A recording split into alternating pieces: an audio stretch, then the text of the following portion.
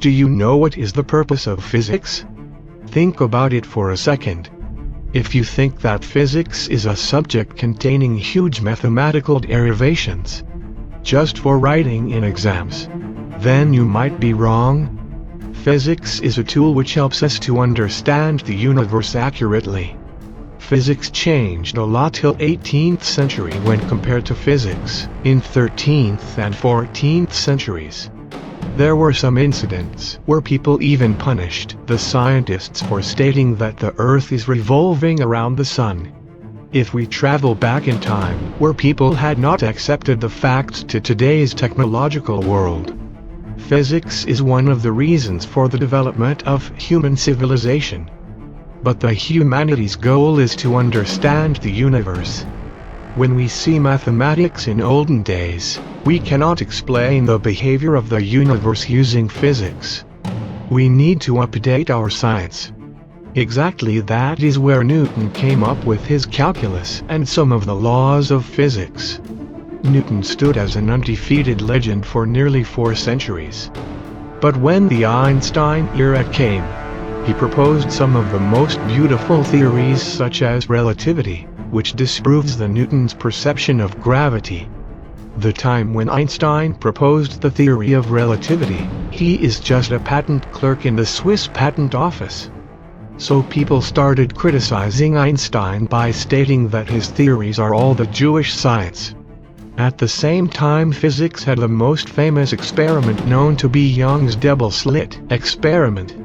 The results of this experiment are mind-blowing for the physics community at that time. What is the Young's double-slit experiment, and outcomes of this experiment are coming up right now. Stay tuned, and welcome to Kanza.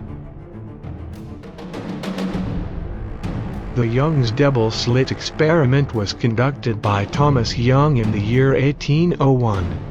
When we take a sheet containing a couple of slits and placing a photosensitive screen and adjust in such a way that it is just beyond the sheet. When we project photons using photon gun, then it has to travel along the sheet containing slits and it must reach the photosensitive screen. Can you guess what will happen now? The photons have to travel through the slit and they must stick to the screen. But contradiction to our thoughts, these photons are spreading across the screen by making a wave pattern. Like if we conduct the same experiment in water, the water travels in such a way that it makes a wave pattern and spread across the screen. Exactly that behavior is shown by photons. The physicists wanted to study this mysterious behavior of photons. They conducted the experiment again. But this time, they placed an observer to see what is happening to photons. Because at that time they all believed that the light is just particles.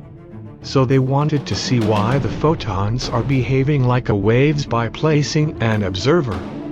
But this time they started behaving like particles, and didn't represent any wave pattern.